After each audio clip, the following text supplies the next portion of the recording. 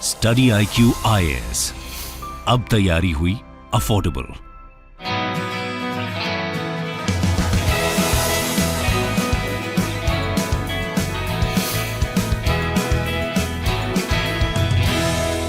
नमस्कार दोस्तों, सीपैक बहुत लंबे समय से आप सुनते आ रहे होंगे चाइना पाकिस्तान इकोनॉमिक कॉरिडोर के बारे में, लेकिन काफ़ी ट्रबल में ये अब जा चुका है और इसी को देखते हुए चाइना पाकिस्तान ने किसी तीसरे देश को निमंत्रण दिया है कि वो आए और उसको ज्वाइन करें। तो काफ़ी चौंकाने वाली बात है क्योंकि इसका नाम ही है सीपैक, चाइना पाकिस्तान। तो यहाँ पर कौन सी थर्ड वो कंट्री हो सकती है जिसको चाइना पाकिस्तान इन्वाइट करना चाहते हैं, बुलाना चाहते हैं, क्यों बुलाना चाह रहे हैं, वो सारी चीज़ें हर एक सिनेरियो में आपको इसके बारे में बताने वाला हूं। चलिए आगे बढ़ते हैं, लेकिन उसके पहले ध्यान रखिएगा यूपीएससी का जो प्रीलिम्स और मेंस फाउंडेशन बैच है दोस्तों, जहां पर स्क्रैप से चीजें आपको सिखाई जाएंगी, इसका बैच 1 अगस्त से स्टार्ट हो रहा है। इसके अंदर कई फीचर्स दिए जाते हैं, जैसे कि आपको सारी जो क्लासेस हैं वो लाइव में मिलेंगी। 900+ आवर्स ऑफ लाइव टीचिंग आपको पढ़ाया जाएगा। प्रीलिम्स के लिए स्पेसिफिकली हमने ध्यान रखा है कि MCQ लर्निंग हो गया, डेली करंट अफेयर्स प्रोग्राम हो गया, या फिर एक क्रैश कोर्स भी लाया जाएगा ताकि आपका प्रीलिम्स निकल सके। इसके अलावा आंसर राइटिंग प्रैक्टिस आपके मेंस के पर्सपेक्टिव से ज्ञानवाणी सेशन होगा, जहां पर फॉर्मर IAS ऑफिसर, ब्यूरोक्रेट्स आपसे बातचीत करेंगे।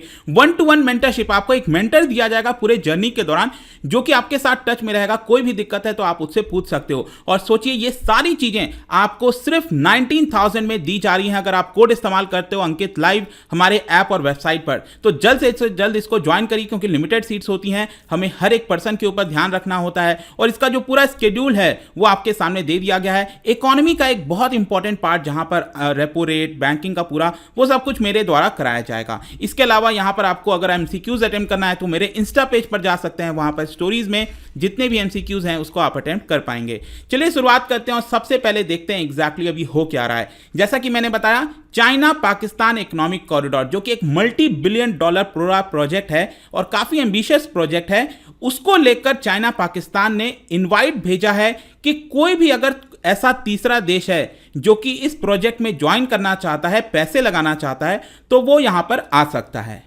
इसके बारे में मैं आपको और बताऊं, लेकिन उसके पहले जो सीपैक है उसके बारे में आपको समझना चाहिए। देखो, जो सीपैक है ना, वो BRI का ही एक पार्ट है। BRI क्या है? Belt and road initiative. ये बेसिकली यहां पर चाइना चाहता था कि जो पहले सिल्क रूट हुआ करता था, उसी के तहत बेल्ट एंड रोड इनिशिएटिव लाया गया, जिसके माध्यम से चाइना से बहुत सारे जो प्रोजेक्ट्स हैं वो दूसरे देशों में स्टैब्लिश किए जा रहे थे, रोड्स बनाई जा रही थी, पोर्ट्स के माध्यम से, शिप्स के माध्यम से, कई सारी चीजें करने का मकसद था। उसमें जो एक सबसे इंपॉर्टेंट हिस्सा था BRI का, वो है आपका चाइना पाकिस्तान इकोनॉमिक कॉरिडोर। और इसमें अगर आप देखोगे तो यहां पर ये स्टार्ट होता है चाइना के अंदर जो शिनजियांग प्रोविंस है, वीगुर मुस्लिम्स को लेकर अक्सर आप बातें सुनते होंगे, वहां पर जगह है कशगर, वहां से ये स्टार्ट होता है। और पहले मकसद ये था कि ये आपका बलूचिस्तान के काफी बड़े एरिया से गुजरेगा, ये अगर आप देखो तो। लेकिन आगे चलकर इसका जो रूट है उसको थोड़ा डाइवर्ट किया गया और ये इस्लामाबाद, लाहौर होते हुए यहां पर जा रहा था। और इसकी अगर हम टोटल वर्थ देखें तो पहले कहीं ना कहीं देखा जा रहा था कि ये $47 बिलियन का होगा, लेकिन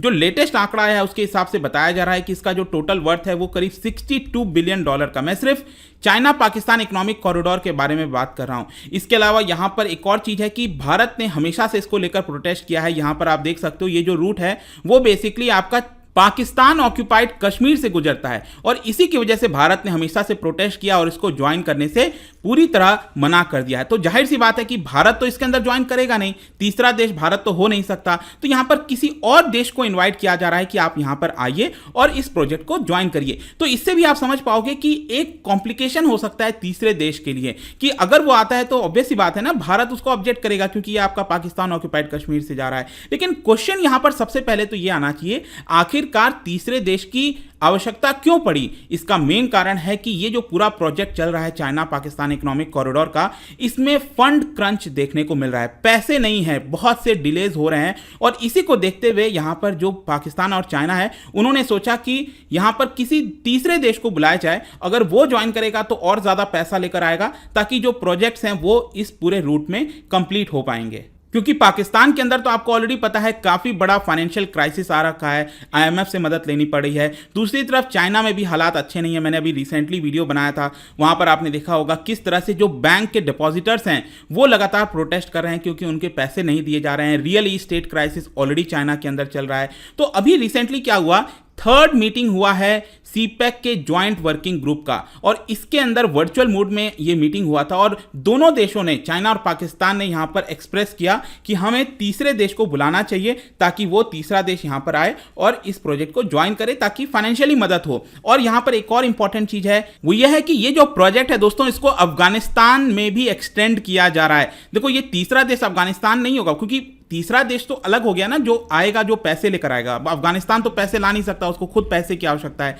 लेकिन यहां पर अगर आप देखोगे तो रिसेंटली खबर आई थी कि Pakistan China will extending CPEC to Afghanistan. अब एक्चुअली क्या है ना, इसमें आपको समझना है कि आखिरकार चाइना पाकिस्तान, क्योंकि अफगानिस्तान पैसा देगा नहीं, उसके बावजूद भी उसको अफगानिस्तान क्यों एक्सटेंड करना चाहते हैं, इसका मेन कारण है कि तालिबान जो है वो लगातार अटैक करता रहा है इस तरह के प्रोजेक्ट को लेकर।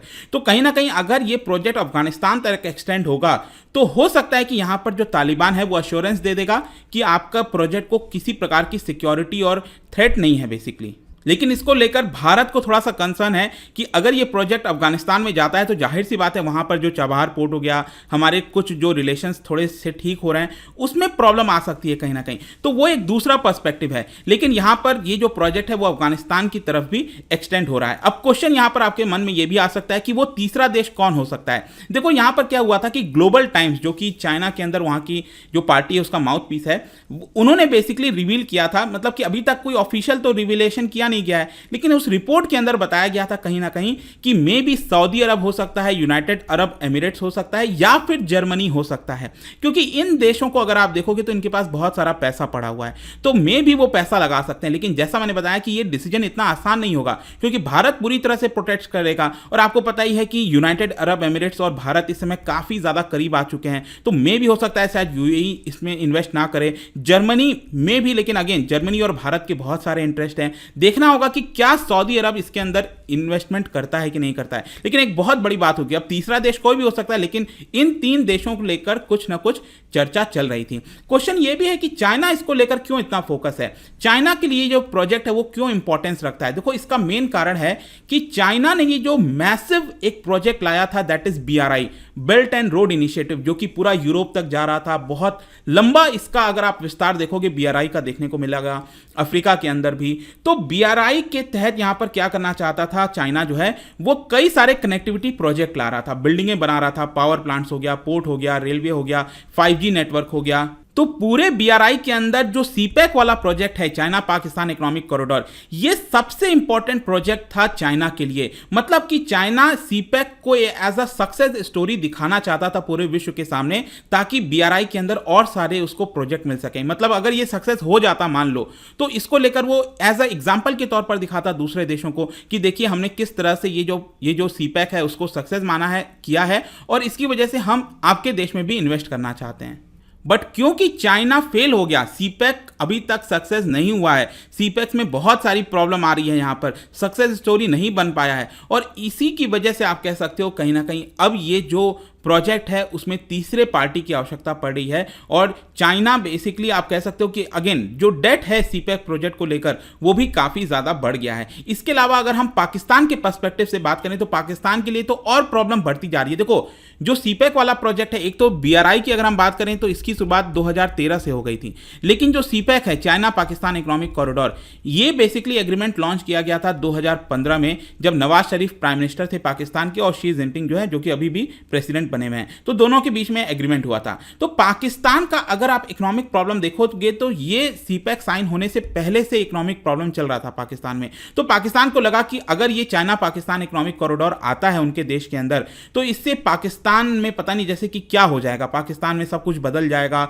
बहुत सारा इन्वेस्टमेंट आएगा।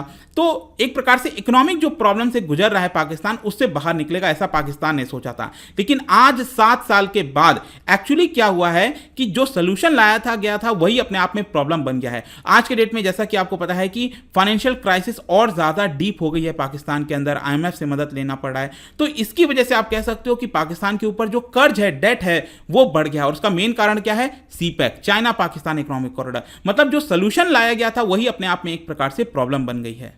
क्योंकि इस प्रोजेक्ट के अंदर क्या है, आपको बहुत सारा मटेरियल चाहिए, तो कई सारा डॉलर आपको पेमेंट करना होगा, डॉलर्स में पेमेंट करने होंगे, तो डॉलर में पेमेंट करना होगा, आपको इंपोर्ट करना है, तो करेंट अकाउंट डेफिसिट लगातार पाकिस्तान का बढ़ता जा रहा है और इसीलिए इतना ज़्यादा डेट हो गया कि उनको IMF से बेल आउट कराना पड़ा था। मीनवाइल अगर आप देखिए तो कई सारे जो प्रोजेक्ट्स हैं सीपैक के अंदर वो ऐसे ही पड़े हुए हैं, उसकी शुरुआत नहीं हो पा रही है। क्यों?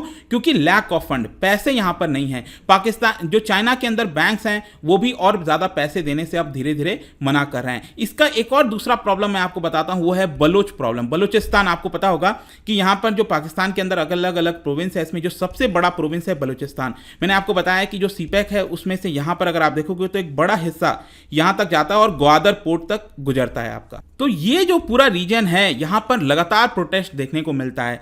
जो बलूचिस्तान का अलग ग्रुप है जो कि अलग होना चाहता है, पाकिस्तान से अलग देश बनाना चाहता है, तो उसकी वजह से लगातार आपको बॉम्ब ब्लास्ट और इस तरह की खबर मिलती होगी। चाइना यहां पर चाहता है कि जो रिसोर्सेज हैं उसको एक्सप्लॉइट किया जाए, गोल्ड हो गया, गैस हो गया, कोल डिपॉजिट हो गया, तो चाइना उसको यहां से निकालना चाहता है। लेकिन दूसरी तरफ मैंने आपको बताया कि जितने भी इंफ्रास्ट्रक्चर वहां पर बनाए जा रहे हैं स्पेशली बलूचिस्तान में, उसके ऊपर लगातार अटैक किया जा रहा है वहां पर बलूचिस्तान आर्मी के द्वारा। इसके अलावा यहां पर जो चाइनीज मिलिट्री बेस है वो भी सोच रहा था चाइना बनाना, जो ग्वादर पोर्ट है उसको चाइनीज मिलिट्री बेस के तौर पर भी इस्तेमाल करता फ्यूचर में, ऐसा चाइना जो है वो सोच रहा था, लेकिन ये अभी पॉसिबल नहीं हो पा रहा है। और इनफैक्ट जो चाइनीज सॉफ्ट पावर है उसको भी काफी बड़ा चैलेंज मिला है। इस साल के शुरुआत में ही यहां पर एक बॉम्ब ब्लास्ट हुआ था जिसमें 4 लोगों की मृत्यु हुई थी, कराची यूनिवर्सिटी अगर आपको पता हो यहां पर कराची में, और इसी में ही यहां पर 3 उसमें से जो है वो चाइनीज टीचर थे आपके। तो इससे आपको समझ में आया होगा कि लगातार जो बलूचिस्तान के लोग हैं वो इसको एक्सेप्ट करने के लिए रेडी नहीं है, क्योंकि उनका कहना है कि जो भी कुछ होता है पाकिस्तान के अंदर वो या तो पंजाब के अंदर सीमित रह जाता है, थोड़ा बहुत सिंध में आ जाता है, लेकिन ये जो बलूचिस्तान के लोग हैं उनको उसका बेनिफिट नहीं मिल पाता। अब फाइनली कंक्लूजन क्या निकलता है? देखो, कंक्लूजन यही है कि पाकिस्तान को इस समय बहुत मुश्किल हो रहा है अपने इंफ्रास्ट्रक्चर को प्रोटेक्ट करने के लिए। जो लोन उसने लिया है उसको रीपेमेंट कैसे किया जाएगा, तो और इसकी वजह से जो चाइनीज बैंक हैं वो भी इंटरेस्ट रेट कट करने के लिए तैयार नहीं है। पाकिस्तानी करेंसी आप देखो तो एकदम लोवेस्ट हिस्टोरिक लो पर चला गया है, मतलब वैसे तो भारत का भी गया है, लेकिन जितना ज़्यादा तेजी से डेप्रिशिएट हुआ है पाकिस्तान की करेंसी उतना कभी नहीं हुआ था। 226 रुपीज़ पर डॉलर जो है पाकिस्तान की करेंसी देखने को मिलेगा। फॉरेक्स रिजर्व 60% डाउन चल रहा है। तो देखना होगा कि क्या कोई तीसरा देश ज्वाइन करता है कि नहीं ज्वाइन करता है, बट जैसा मैंने बताया उसको भारत का एक पर्सपेक्टिव लेना होगा और बहुत मुश्किल होने वाला है। लेट्स सी क्या होता है यहां पर, बट आई होप कि वीडियो के माध्यम से आपको सब कुछ समझ में आया होगा। जाने से पहले एक इंटरेस्टिंग क्वेश्चन, क्योंकि हम इकोनॉमी वगैरह के बारे में बात कर रहे हैं, आपने सुना होगा ब्रॉड मनी के बारे में, नैरो मनी के बारे में, तो आपको बताना है नैरो मनी में इनमें से कौन कौन सी चीजें आती हैं। इसका राइट आंसर आपको पता ही है, मेरे इंस्टाग्राम पर तो मिलेगा ही, वहां पर अगर आप नहीं हो कोई बात नहीं, टेलीग्राम से भी ले सकते हैं इसका सही उत्तर। मैं कई सारे जो MCQs हैं वो यहाँ पर स्टोरीज में डालता रहता हूँ। बाकी अगर आपको PDF चाहिए तो टेलीग्राम पर आइए, अलग अलग सोशल मीडिया पर आप जुड़ पाओगे। और जैसा मैंने बताया UPSC की तैयारी दोस्तों, ये जो बैच है वो 1 अगस्त से स्टार्ट हो रहा है। अगर आप एक्चुअली सीरियस हैं, क्लियर करना चाहते हैं एग्जाम को, तो लेट मी टेल यू कि ये जो बैच है आपके लिए परफेक्ट है। आपके पास अभी भी टाइम है, जो अगला साल का प्रिपरेशन करना है वो आप कर सकते हो, हम यहाँ पर आपको कराएंगे और सिर्फ 19,000 में। Use this code Ankit live ताकि आपको ये पूरा कोर्स मिल जाए। आई होप कि वीडियो आपको पसंद आया होगा। मिलता हूँ आपसे next time, till then thank you very much, see you soon.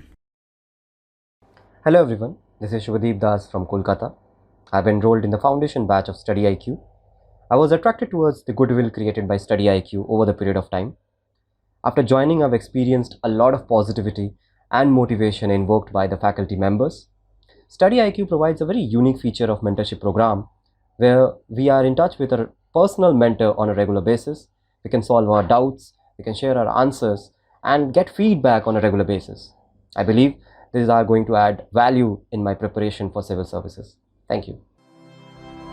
Study IQ IAS, अब तैयारी हुई अफोर्डेबल।